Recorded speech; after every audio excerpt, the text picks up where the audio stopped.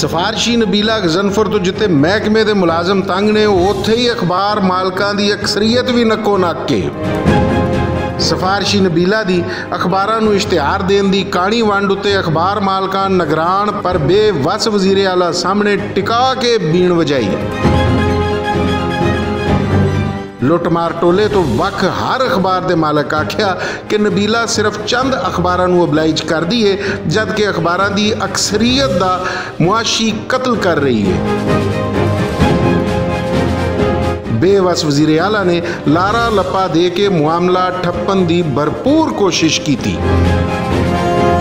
सिफारशी नबीला चंद अखबार मालकां दियां बोगस तंजीमां नाल रल के जिथे मैरिट का कतलेआम कर रही है, उत्थे ही कानून नाफिज करने वाले इदारियां दी भी खे उड़ा रही है, जेड़े मैरिट की गल दा भूंपू ते खूब बजाउंदे ने पर सिफारशी नबीला दे मामले उत्ते धड़ियां पी के उल्लू वांगर तमाशा ही वेख रहे ने।